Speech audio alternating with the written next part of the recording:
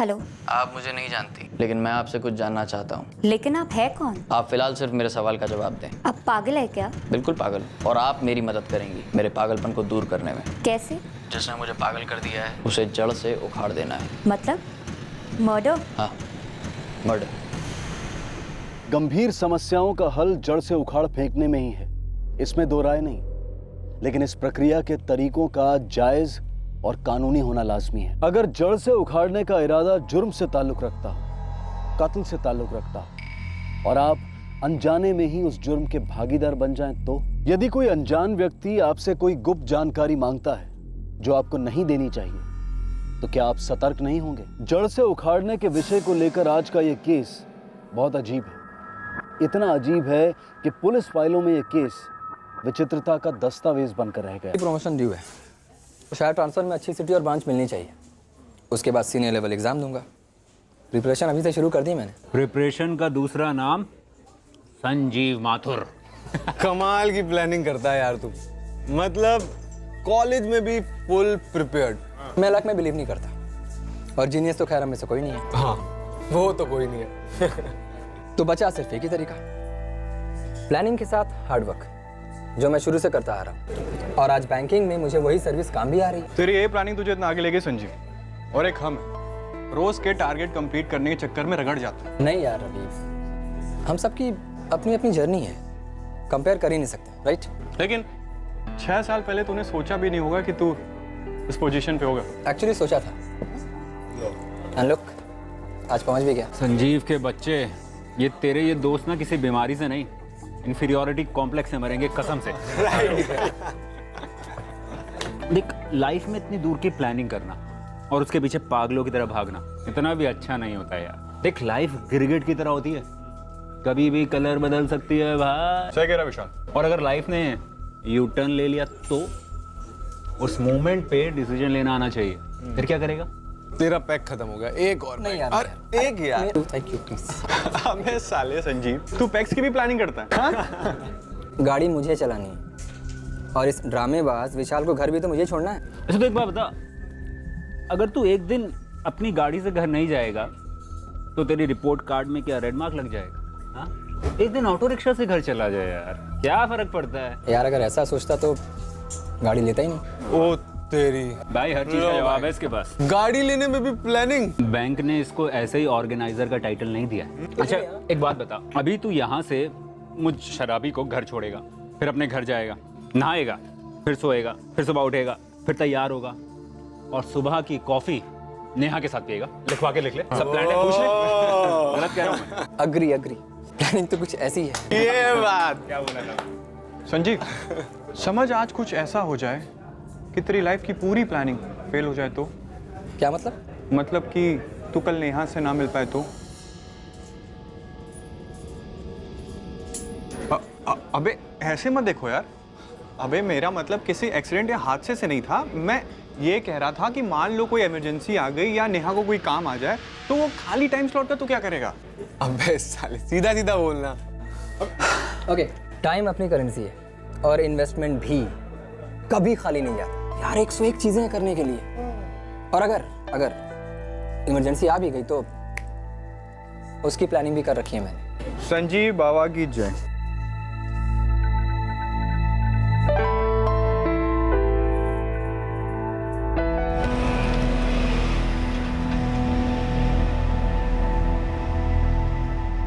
नेहा और तेरा शादी का क्या प्लान है? Next year. हाँ, उसके पोस्ट ग्रेजुएशन की जस्ट बात। हाँ, और शादी के बाद उसकी कड़ी कोचिंग चालू हो जाएगी। पिछली बार बैंक का एग्जाम क्लियर नहीं कर पाई थी, पर इस बार 100% क्लियर करेगी। ओ हेलो, ओए,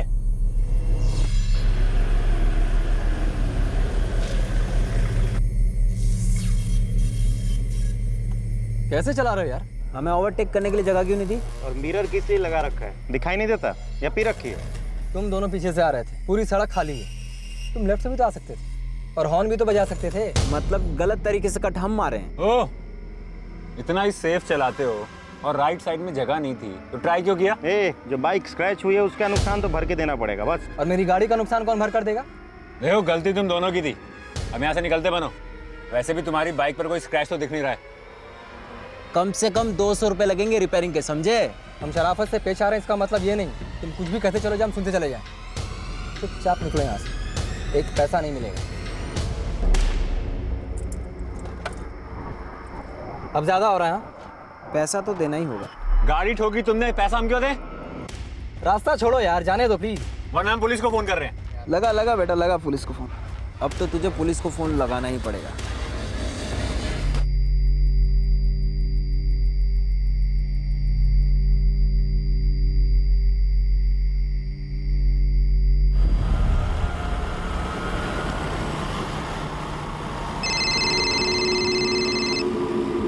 अबे विशाल का फोन है। लगता है पीने वीने का प्लान तो नहीं बना लिया दोबारा? बात कर। संजीव द प्लानर के होते हुए इम्पॉसिबल। हाँ ये बात भी ठीक है। हाँ विशाल बोल। काट हो गया रवि, जल्दी यहाँ पर आ जाओ यार। पर हुआ क्या, कुछ तो बता। बस जल्दी यहाँ पहुँचा यार। कहाँ है? चैतन्य नगर से आगे, जल्दी आ जा भाई। हाँ हम आ रहे हैं। अबे बाइक घुमा, बाइक घुमा। कह रहा है कुछ कांड हो गया। बाइक घुमा।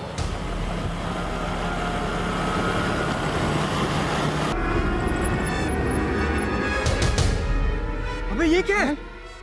ये खून, ये कैसे? क्या है ये?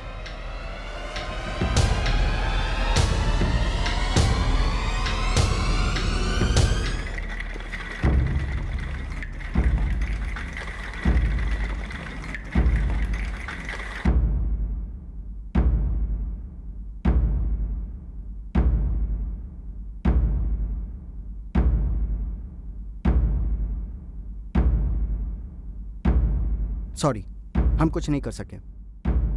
ये डेड ऑन अराइवल केस है और पुलिस केस भी।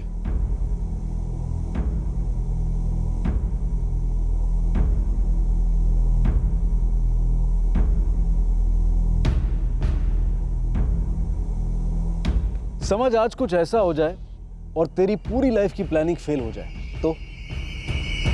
4 दोस्तों के बीच हुई इस बात को अभी आधा घंटा भी नहीं हुआ था और ये भयंकर हादसा हो गया। किसी ने सपने में भी नहीं सोचा होगा कि जिस बाइक ने संजीव की कार को ओवरटेक किया था, उस बाइक का एक चालक इतना गुस्सा हो गया कि उसने संजीव को पॉइंट ब्लैंक रेंज से गोली मार दी।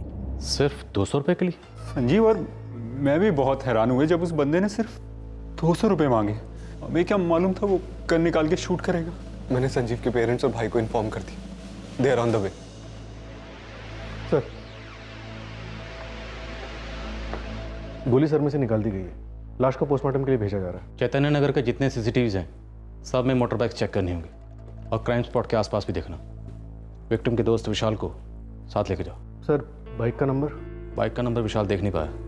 अभी हमें सिर्फ इतना पता है कि वो 2 लोग थे, इसलिए फुटेज में देखना। जितने ही मोटर बाइक्स हों सबको स्कैन करना। Right sir. कुछ भी पता नहीं है, बस उसके दोस्तों का फोन आया था कि संजीव को गोली लग गई है। हम बस अस्पताल पहुंचने वाले हैं। जी जी जी हाँ बेटा, जल्दी लेना। क्या हुआ जी? अपने संजीव पर किसी ने फायरिंग कर दी, उसे गोली मार दी। सुधा, क्या हुआ माँ? हॉस्पिटल चल जल्दी। क्या हुआ? कौन बीमार है? संजीव के पापा का फोन आया था, किसी ने संजीव को। क्या हुआ संजीव को माँ? संजीव को किसी ने गोली मार दी।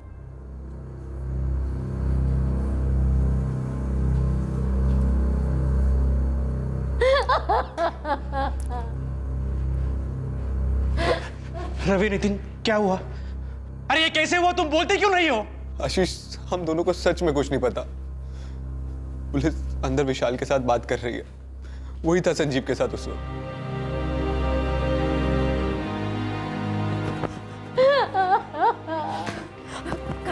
कहाँ है संजीव? का है संजीव? कहाँ है? मुझे उससे मिलना है। संजीव कहाँ है? आशीष, आशीष तुम बताओ मेरे को, कहाँ है संजीव? क्या हुआ उसे? मुझे मिलना है उससे, कुछ तो बताओ प्लीज बताओ मुझे क्या हुआ है संजीव को। आशीष, आशीष तुम बताओ संजीव कहाँ है? अरे कोई तो कुछ बताओ, कहाँ है संजीव? आशीष कुछ तो बोलो। On the spot. क्या ऑन द स्पॉट? बकवास कर रहे हो तुम, झूठ बोल रहे हो तुम। मैं खुद देखती हूँ। संजीव, संजीव, पापा सब झूठ बोल रहे हैं, कुछ नहीं हुआ है संजीव को। पापा, पापा संजीव के पास जाना है। संभालो बेटा अपने आप को, संभालो।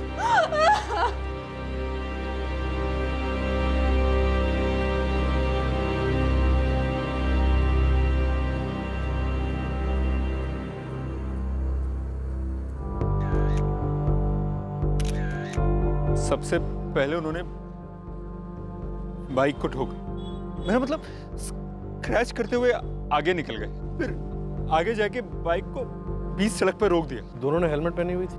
जी सर। पहले किसने हेलमेट उतारा? एक्चुअली उन्होंने हेलमेट नहीं उतारा, बस वाइजर को ऊपर किया था सर।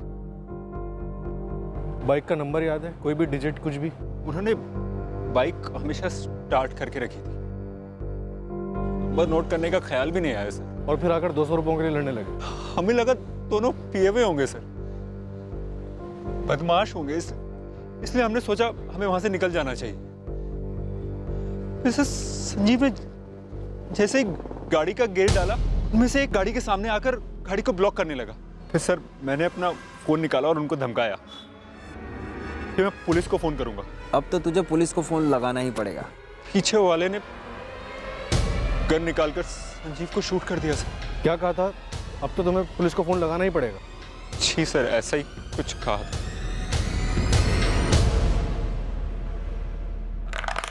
देसी कट्टे की गोली लोकली बनी लगती है। हाँ, पॉइंट ब्लैंक रेंज से फायर किया गया स्कल पर। गोली स्कल को चीरती हुई निकल गई है। ब्रेन के चिथड़े कर दिए कंप्लीटली। बैंक में ऑफिसर था, जूनियर ऑफिसर था, सुना टॉप का एम्प्लॉय, जल्दी प्रमोशन के लिए ढूंढ।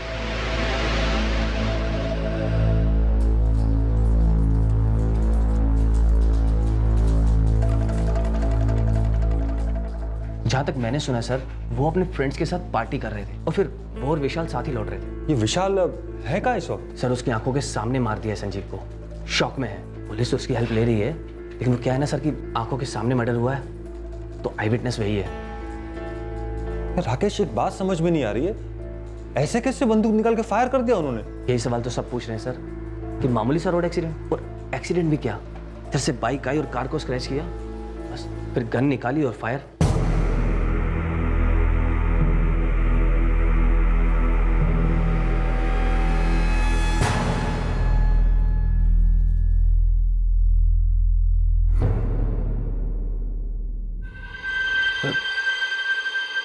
दोनों ने हेलमेट पहने हुए थे।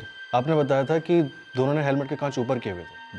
जी सर, किए थे, लेकिन उससे कुछ साफ साफ दिखाई नहीं दे रहा था। कुछ तो देखा होगा।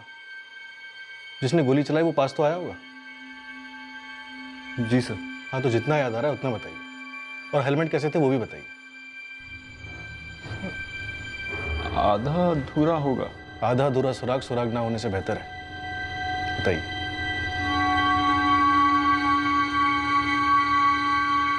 बाइक पे सवार 2 लोग थे, दोनों ने हेलमेट पहनी हुई थी। देसी कट्टा साथ में लेकर घूम रहे थे, शायद हिस्ट्री शीटर्स होंगे।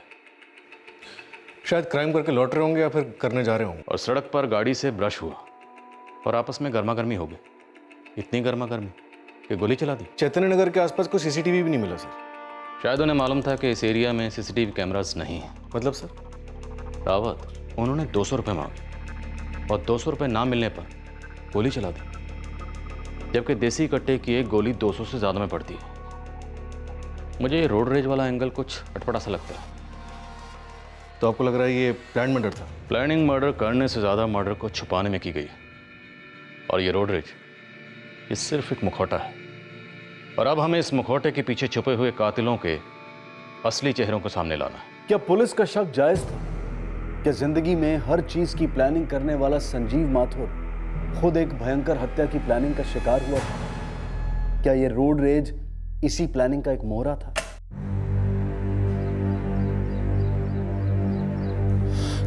क्या कहा पुलिस ने? संजू की बॉडी कल तक मिलेगी पापा। सिर्फ आगे देना तो बाकी रह गया, लेकिन उन लोगों का क्या, जिन्होंने हमारी जिंदगियां आग में झोंक दी? गोली किसने चलाई? अब तक कुछ पता नहीं चला है पापा। बस इतना मालूम है कि संजू, विशाल, रवि और नितिन कल रात होटल अर्पिता में थे, बार में। उसके बाद नितिन और रवि बाइक पे चले गए और संजू विशाल को ड्रॉप करने जा रहा था। तभी अचानक से 2 लोग बाइक पे आ गए और उसका झगड़ा हो गया, और उसमें से एक ने संजू पे गोली चला दी। कहीं कोई ये क्या कर रहे हैं आप?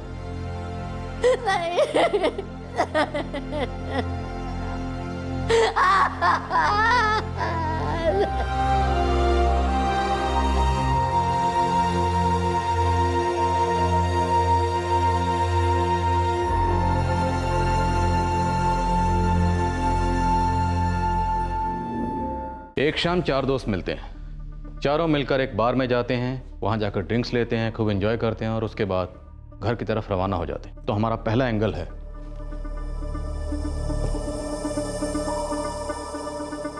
फ्रेंड्स।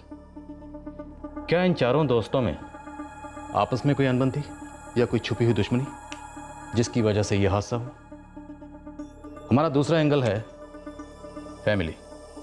क्या माथुर परिवार की किसी के साथ कोई दुश्मनी थी, बिजनेस को लेकर या जमीन जायदाद को लेकर, और दुश्मन ने मौका देकर वार किया और माथुर परिवार को कभी ना भरने वाला जख्म दिया? हमारा एंगल नंबर 2 है फैमिली। और तीसरा एंगल है मंगेतर। सुना संजीव माथुर की नेहा तिवारी नाम की लड़की से सगाई हुई थी। दोनों एक दूसरे को पहले से जानते थे और दोनों एक दूसरे को प्यार भी करते थे। तो क्या कोई ऐसा था जो नेहा तिवारी को चाहता था, या कोई ऐसी थी जो संजीव माथुर को चाहती थी? I mean triangle. और हमारा चौथा एंगल है बैंक। संजीव माथुर बैंक में एम्प्लॉय था और इसे बैंक में काफी होनहार समझा जाता था। इसकी प्रमोशन भी ड्यू थी। तो क्या कोई इसकी प्रमोशन से चलता था? किसी को जेलसी थी या गुस्सा? क्या संजीव माथुर ने बैंक में किसी का फ्रॉड पकड़वाया था? हमें इन चारों एंगल्स पर जमकर मेहनत करनी होगी।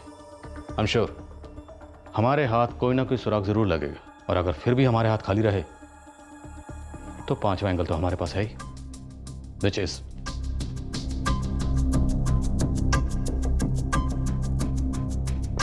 Road rage. अब ये संजीव माथुर की बदकिस्मती थी कि वो बाहर से घर जा रहा था। 2 बाइक सवार आते हैं, उनकी बाइक संजीव माथुर की कार को टच करती है, आपस में कहासुनी हो जाती है, और कहासुनी इतनी बढ़ जाती है कि बाइक सवार कट्टा निकालकर संजीव माथुर का कत्ल कर देते। हो सकता है ये रोड रेज का एंगल पॉसिबल है, लेकिन रावत 200 रुपये मांगने वाली बात इस रोड रेज वाले एंगल को बहुत कमजोर कर देती है। सर मैंने इस 5वें एंगल यानी रोड रेज पे खबरियों को लगा दिया है। हर कट्टे की एक हिस्ट्री होती है सर, और हिस्ट्री हाथ में आते ही शूटर की ज्योग्राफी भी सामने आ जाएगी। रावत सामने तो सिर्फ 2 हेलमेट थे, हेलमेट के पीछे अंधेरे में से गोली चलाई गई। अब हमें यह पता लगाना है कि वो हेलमेट खुद को बचाने के लिए पहने गए या खुद की पहचान छुपाने के लिए।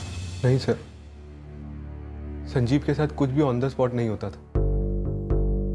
पूरा 1 हफ्ता पहले मीटिंग प्लान की थी उसने, उसी की ट्रीट थी। बड़ा इंक्रीमेंट मिला था उसे। और सर हम लोग कॉलेज के दोस्त हैं, मैं, नितिन, विशाल और संजीव। आप लोगों के अलावा किसी और को भी पता था कि आप चारों उस दिन मिलने वाले हो? पापा का पैकेजिंग का यूनिट है और मैं अपना खुद का टेक्सटाइल यूनिट संभालता हूँ, छोटा सा। गंगाधर जी, आशीष, क्या आपकी बिजनेस या फैमिली में किसी से कोई दुश्मनी है? कभी किसी से कोई झगड़ा हुआ? ये कैसा सवाल पूछ रही हैं आप? मैं पूछ रही हूँ कि क्या आपसे संजीव ने इस बारे में कोई बात की थी? किसी से दुश्मनी की, कि कोई धमकी की? संजीव की किसी से कोई दुश्मनी नहीं थी। वो एक बहुत अच्छे इंसान थे, बहुत फ्रेंडली थे, हमेशा सबकी हेल्प करते थे। आप चाहे तो किसी से भी पूछ सकती हैं। वो पूछताछ हम कर लेंगे, पर फिलहाल मैं आपसे पूछ रही हूँ क्योंकि आप उसकी जीवन साथी होने वाली थी, उसकी सबसे करीबी थी। संजीव जैसा इंसान नहीं था, एकदम सही, हमेशा करेक्ट, काम से काम रखता था, लेकिन दिल बहुत बड़ा था उसका। और ये जो सब लोग कह रहे हैं कि संजीव की सड़क पर किसी से लड़ाई हुई थी, मैं नहीं मानती इसे। संजीव ऐसा लड़का ही नहीं था कि जरा सी बात पे इतना बड़ा पखेड़ा खड़ा कर दे कि। देखो, हमें ये रोड रेज, ये गुस्से में गोली चलाने वाली बात खोखली लगती है। हमें लगता है कि मर्डर हुआ है, बाकायदा प्लानिंग के साथ हुआ है। संजीव, समझ आज कुछ ऐसा हो जाए कि तेरी लाइफ की पूरी प्लानिंग फेल हो जाए तो? आप लोग कुछ जानते हो? कुछ ऐसा जो आप लोगों ने अभी तक हमें नहीं बताया? नहीं सर, थोड़ा अजीब तो लग रहा है सर। संजीव अपनी हर एक चीज प्लानिंग के साथ करता था। मतलब शराब भी प्लानिंग और हिसाब के साथ पीता था, और अब देखो किसी ने उसकी मौत की प्लानिंग कर ली।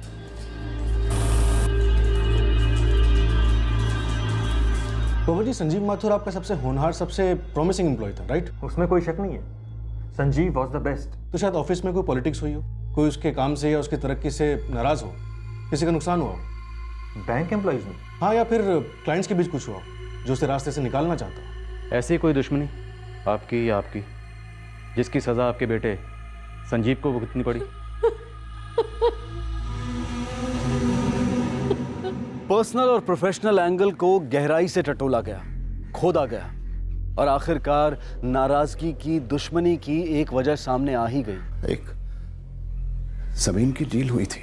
कैसी डील? 2 साल पहले यहीं अपने जमशेदपुर हाईवे के पास मैंने एक बंजर जमीन खरीदी थी। मेरा यह विचार था कि उस जमीन पर अपना बंगला बनाऊंगा, लेकिन वो मामला अभी कोर्ट में है। कोर्ट में क्यों है? जमीन बंजर थी, उसको खरीदते समय कोई समस्या नहीं थी, लेकिन सर बाद में पता चला कि वो जमीन दरअसल रिजर्व कोटे में किसी को अलॉट हो चुकी थी। किसको? एक हरीलाल बागड़ी।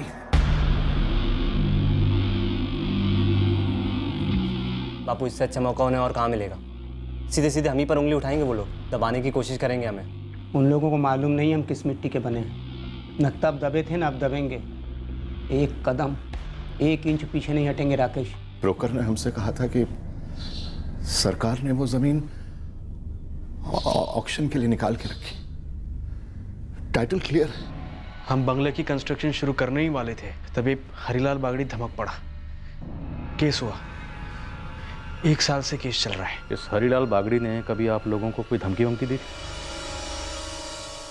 अत्याचारी तो आप हैं, दूसरे जी कागजात साले झूठे कही के 1 नंबर के। हमारी जमीन पे खड़े होके हमें झूठा बोल रहा है। मेरी बात सुनो। अरे जड़ को खत्म कर देता हूँ। क्यों भागे? अरे देखो, निकलो यहाँ से।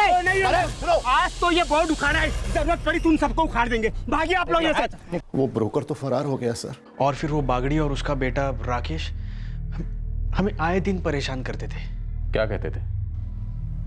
बात हाथापाई तक पहुंच चुकी थी। उसके बाद उन दोनों ने हम दोनों पर जातिवादी हिंसा का केस ठोक दिया। हम दोनों को एक दिन पुलिस लॉकअप में बैठना पड़ा।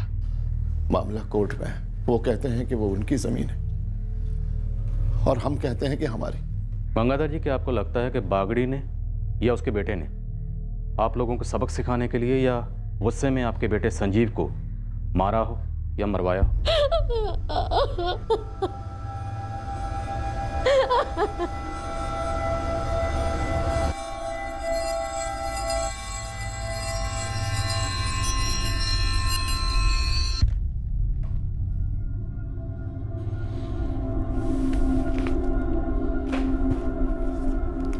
अब बस समय की बात है।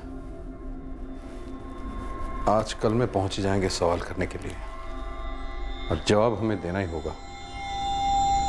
विपुल खुराना? जी, विपुल खुराना।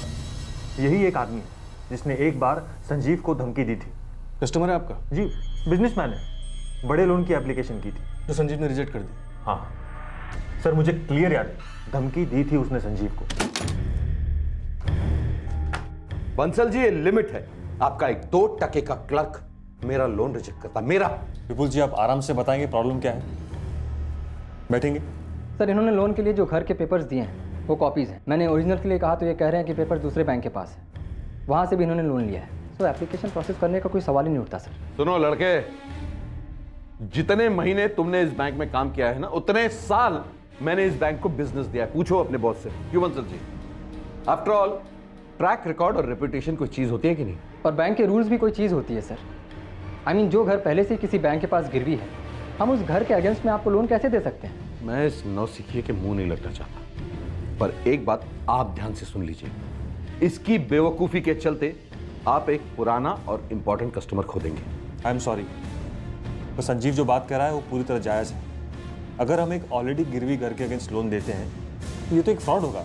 आप मुझे फ्रॉड कह रहे हैं? जी नहीं, सरकार हमें फ्रॉड कहेगी जब ये सारा कुछ ऑडिट में सामने तो तब आएगा ना जब आप सामने करेंगे। देखिए बंसल जी, मुझे ये लोन चाहिए और आप इसे मैनेज करेंगे। आई एम सॉरी सर, मैं किसी भी सूरत में ये एप्लीकेशन प्रोसेस नहीं करूँगा। और एक रिमार्क भी होगा फॉर्म पे कि इस एप्लीकेंट ने मुझे लोन अमाउंट का 5% कमीशन भी ऑफर किया है। और उस दिन संजीव आया था बाद में मेरे पास। क्या कह रहा था? कह रहा था कि विपुल ने धमकी दी उसे। बेटा, ये लाइफ में पहली बार हुआ है कि मेरा लोन रिजेक्ट हुआ है। सर, बैंक के कुछ रूल्स होते हैं, मैं उन्हें तोड़ तो नहीं सकता ना। मेरा बिजनेस टूट रहा है दोस्त, और मेरे रास्ते का सबसे बड़ा कांटा तुम हो। नहीं सर, आप गलत सोच रहे हैं। बिजनेस में सही और गलत के बीच की लकीर इलास्टिक की बनी होती है, और इमरजेंसी सिचुएशंस का एक रूल होता है, अपने रास्ते के कांटे को जड़ से उखाड़ के फेंको। तो बच के रहना।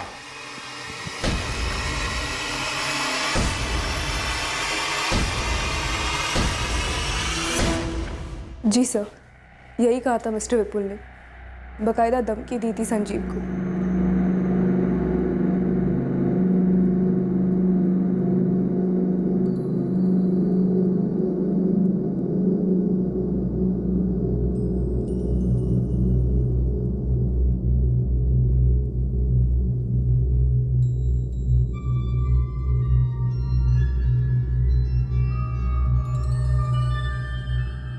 दो संभव एंगल्स पुलिस के समक्ष उभर कर आ रहे थे, पर कहीं और संदेह का एक मोर्चा कांपना शुरू हो चुका था।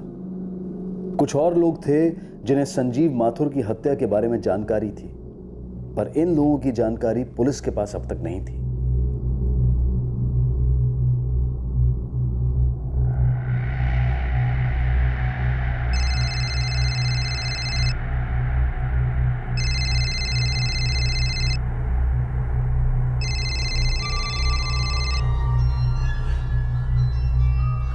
हेलो वैशाली, कैसी हो नेहा?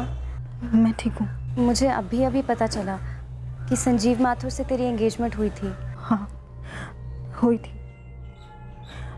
लेकिन तूने अचानक इतने टाइम बाद कैसे फ़ोन किया? ऐसे ही मुझे पता चला तो सोचा तुझसे एक बार बात कर लूँ।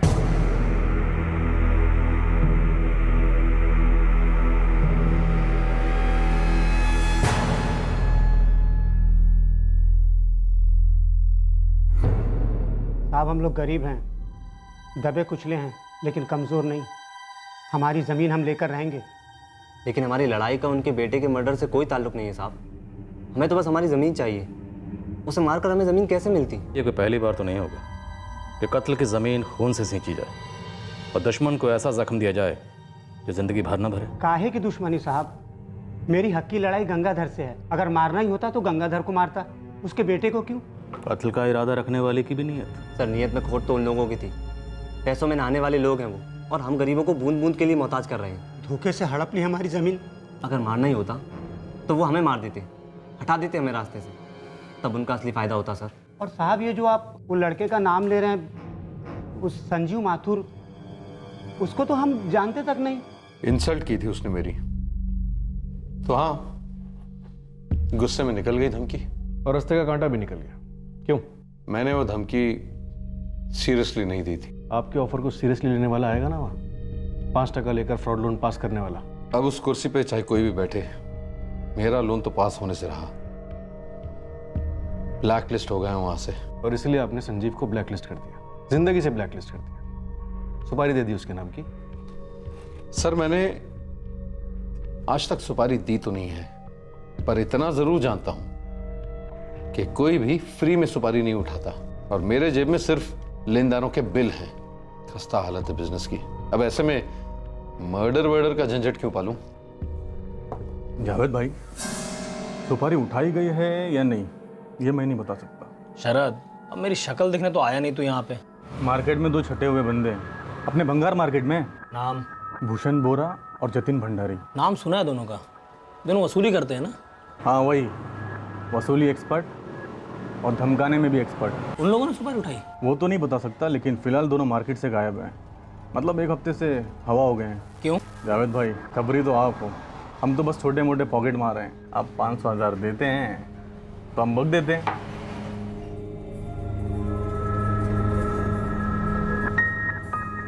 जावेद भाई, एक बात समझ लो, ये दोनों मार्केट से उड़ने वाले कबूतर नहीं है।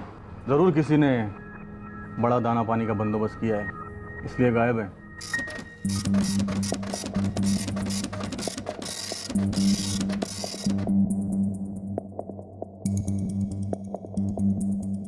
सर हरिलाल बागड़ी और उसका बेटा राकेश दोनों दिहाड़ी मजदूर हैं, सुपारी अफोर्ड नहीं कर सकते। विपुल खुराना ने भी यही कहा था ना। सर विपुल के फोन रिकॉर्ड्स और उसकी मूवमेंट से ऐसा लगता नहीं है कि उसने संजीव को धमकी दी और उसको फॉलोअप किया।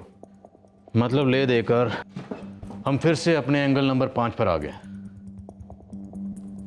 रोडरिच। सर जावेद खबरी ने 2 नाम लिए हैं।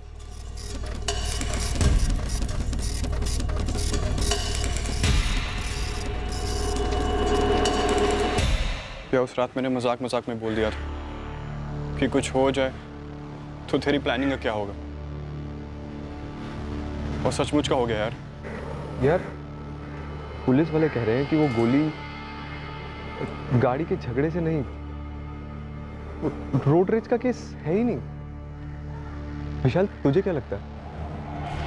विशाल क्या सोच रहे थे? हाँ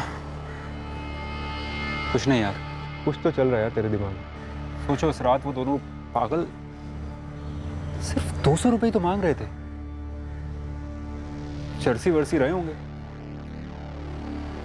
दे देते यार वहीं के वहीं।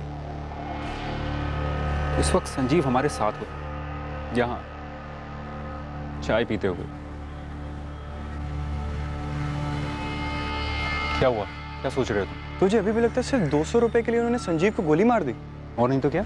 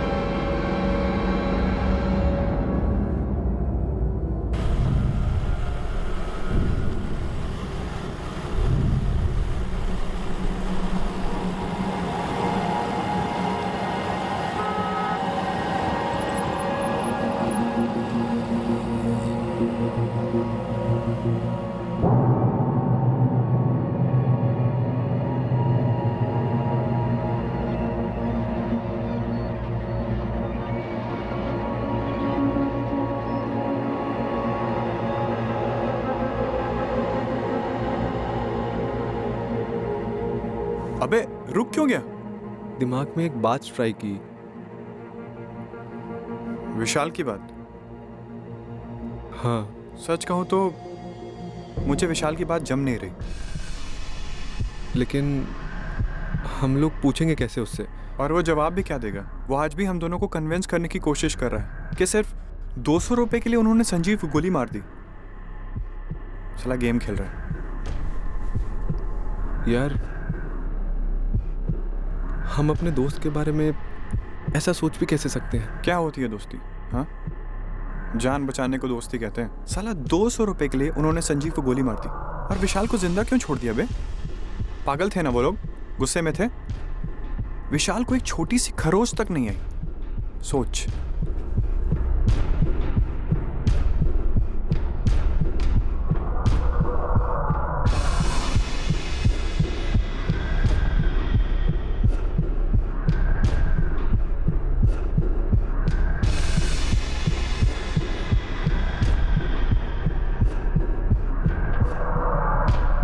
साहब ये भूषण बोरा और जतिन भंडारी को हर जगह ढूंढा मैंने, कोई मतलब कि कोई भी खबर नहीं दोनों की। आखिरी मूवमेंट क्या थी इनकी? साहब कांड के 2 दिन पहले तक तो स्टील भंगार मार्केट में पंटरबाजी चल रही थी इनकी। इस माथुर परिवार का स्टील बिजनेस से कोई ताल्लुक? जमशेदपुर है साहब, यहाँ हर दूसरे का स्टील से ताल्लुक है, और स्टील भंगार मार्केट के हर दूसरे का संजीव माथुर के बैंक में अकाउंट है। लेकिन संजीव माथुर दरअसल बहुत ही सीधे साधे लेवल पर बैंक में था, कोई ऐसा बहुत बड़ा दिग्गज तो था नहीं सर, फिर कोई उसकी सुपारी क्यों देता भला? सर पर्सनल एंगल, संजीव और नेहा के बीच वाला। कुछ निकला? नहीं सर, इंटरकास्ट लव था, लेकिन दोनों की फैमिली मान गई थी। फैमिली मान गई होगी, लेकिन बिरादरी? कहीं ऑनर किलिंग का केस तो नहीं है? नहीं सर, 3 साल पहले दोनों मिले थे, एक ही कोचिंग क्लास में जाते थे बैंक एग्जाम की तैयारी करने के लिए। दोनों के बीच में लव हुआ, फिर एंगेजमेंट भी हो गई। दोनों तरफ के लोग भी आए थे। ऑनर किलिंग का तो कोई केस ही नहीं बनता। सर किसी भी पर्सनल एंगल में कोई खास मोटिव नहीं मिल रहा। मतलब एक जवान आदमी को मारने से किसी को कोई तो फायदा होना चाहिए। यहाँ पे तो फायदे का कोई स्कोप ही नजर नहीं आ रहा। चलो तुक्का लगाते हैं, एज्यूम करते हैं कि ये एक सुपारी किलिंग है और इन दोनों हिस्ट्री शीटर्स ने इस सुपारी को अंजाम दिया। उस रात इन दोनों ने कहीं ना कहीं से तो संजीव की कार को फॉलो किया होगा।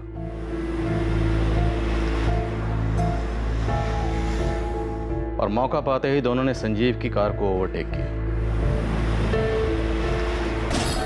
फिर इन दोनों की बाइक का कार से टच होना, उसके बाद 200 रुपये मांगना और 200 रुपये ना मिलने पर झगड़ा करना। वो सब सिर्फ एक्टिंग थी, नाटक, ताकि झगड़ा इस हद तक बढ़ सके कि वो संजीव का कत्ल कर सके।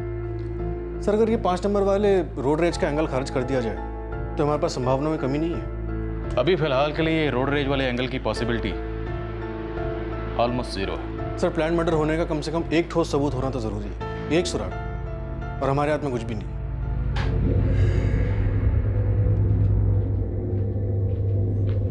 अरे साहब पैसा ही हाथ नहीं आया ना। देखिए हमने आपका काम साफ सफाई से कर दिया, आप हमारा कर दीजिए ना। पुलिस 1 हफ्ते से हमारे पीछे घूम रही है, हम पकड़ में आए नहीं ना, तो काहे की देरी कर रहे हैं आप? तो कोई चिड़िया विड़िया थोड़ी ना मारे, मर्डर किया है तो मामला उलझेगा ना। तो अब हम क्या कर सकते हैं उसमें बताइए? देखिए आप चुपचाप हमारा पैसा भिजवा दीजिए आज। कब बोल रहा है देने के लिए? कल बोल रहा है देने के लिए। वो तो साले ने परसों भी यही बोला था। संजीव माथुर उस रात अपने दोस्तों के साथ बार में था। अर्पिता बार में सर। सीसीटीवी कैमरा तो होंगे वहां पे। रावत फुटेज ले आओ उस रात के। Okay sir. अभी हम यही मान के चलते हैं कि संजीव का पीछा किया जा रहा था। हम वो हर पॉसिबिलिटी टटोलेंगे जिससे यह साबित हो सके कि एक मर्डर था, और अगर हर मोर्चे पर फेल हुए तो वापस इसी एंगल पर लौटेंगे, रोड रेज।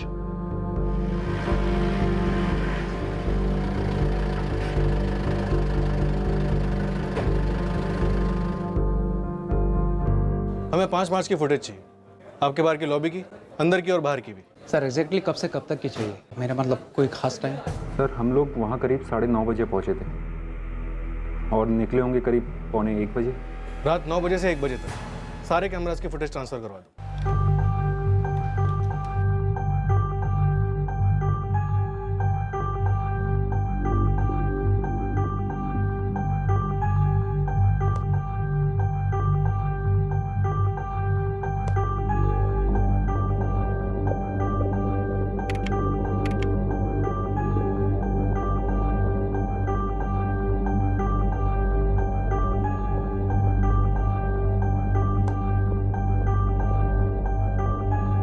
ये तो जतिन भंडारी और भूषण बोरा है।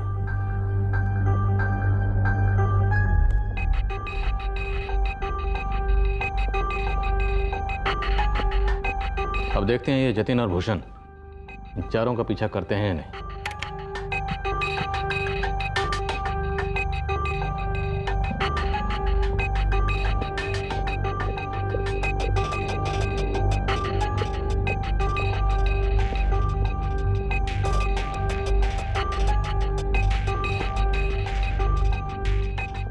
अपना एंगल नंबर 5 रोड रेज लगता है कैंसिल करना पड़ेगा। सर होटल के बाहर की भी सीसीटीवी फुटेज है, शायद उसमें बाइक की डिटेल्स मिल जाएंगी। लगाओ।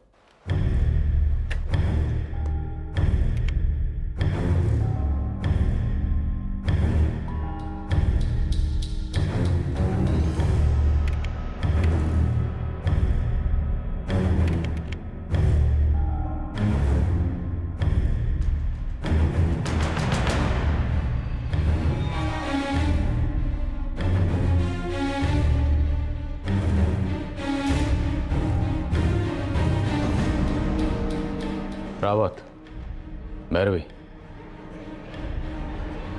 हमारा ये एंगल नंबर 5 रोड रेज खारिज, कैंसिल। अब इस बात में कोई शक नहीं कि हमारे हाथ में रोड रेज का नहीं, एक मर्डर का केस है।